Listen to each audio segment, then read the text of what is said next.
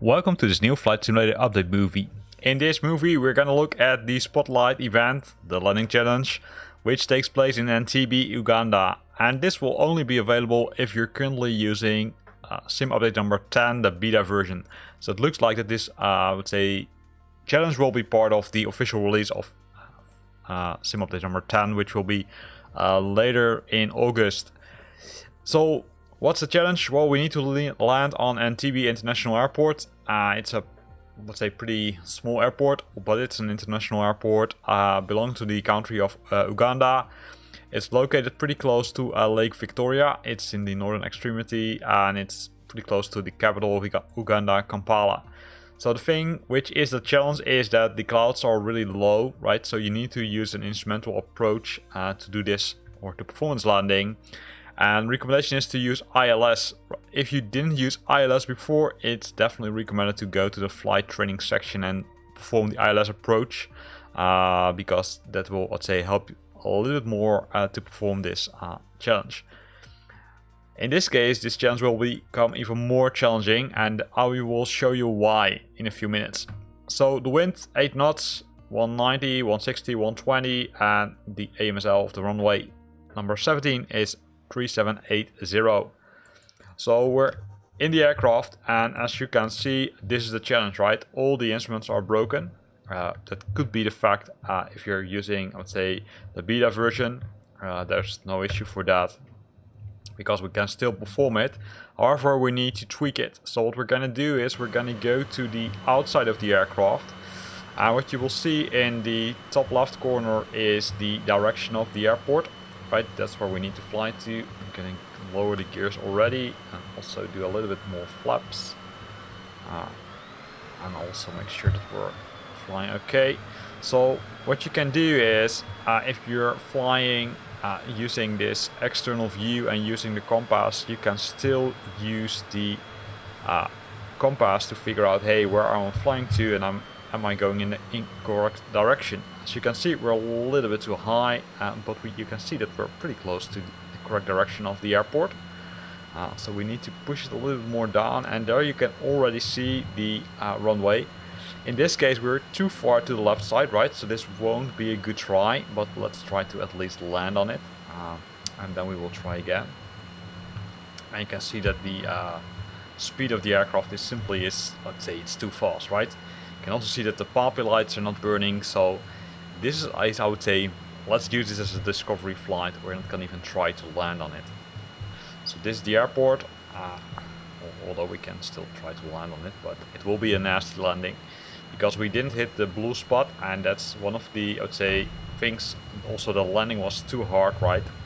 Not a good practice. So let's, let's say, stop the aircraft and let's try it again.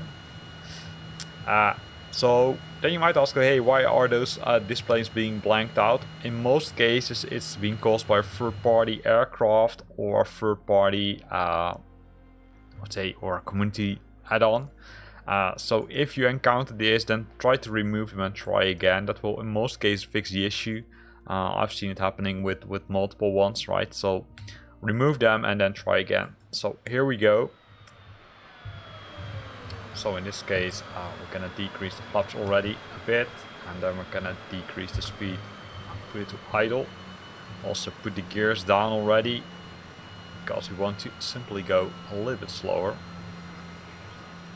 So I'm gonna turn a little bit to the left side, or sorry, right side, so the needle comes a little bit more from the left side into the center. The challenge, of course, here now is that you normally, when performing an ILS landing, you have, let's say, multiple things which will help you, right? For example, you can use the glide scope, which will help you, say, indicating, hey, am I on the correct altitude, and also am I going into the correct direction.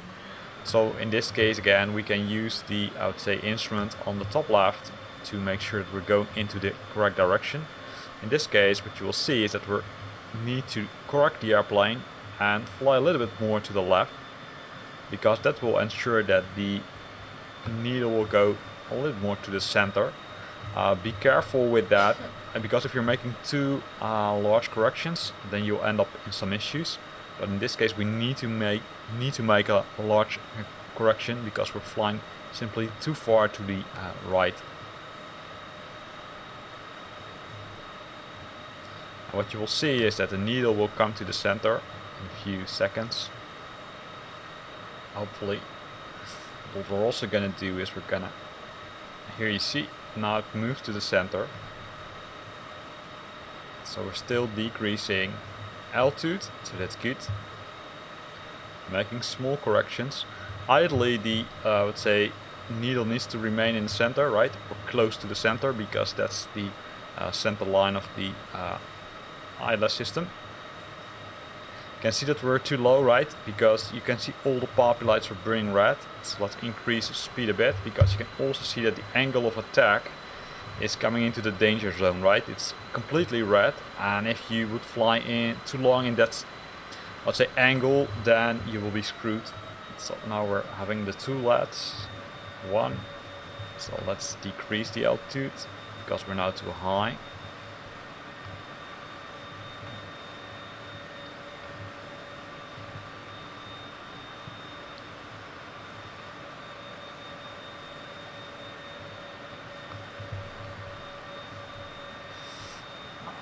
Just after the blue part, right?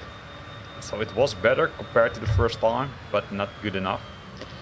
So we're gonna try the third time. Also, the thing is that we didn't fall, or I would say weren't too much on the center line. And the center line, I would say, is pretty crucial, because if you're not at the center line, then you won't receive too much points. The other thing which is, I would say, important is that you need to make sure that your decrease speed, the feet per minute, is almost to 0. And that's what you will see here, right? So the landing position was, I'd say it was pretty okay-ish. But the ground roll, right? So how far you're in the center was not good enough. Also for the landing smoothness, it was, I'd say, too hard. So let's try it one more time. You can see that other people performed much higher scores. I'm still trying to figure out how I can do it. Probably I simply need to practice a lot more doing this, right?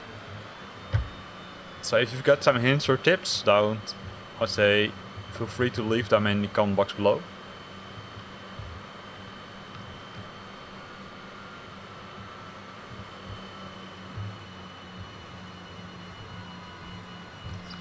Gonna drop the flaps.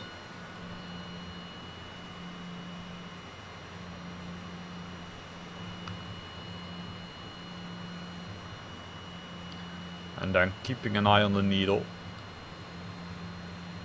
Right, we're simply gonna fly straight until we see that the needle comes closer. We need to watch our speed also. Oh, see, I didn't watch the needle, and now we're already too far to the left side. So always keep an eye on that needle. Needle is extremely important.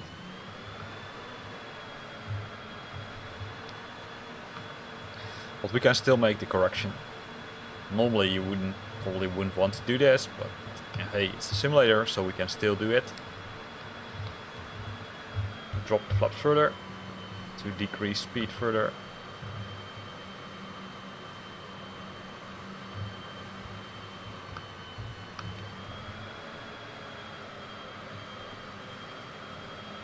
The angle of attack, still would say, it comes into the danger zone, but it's not too bad.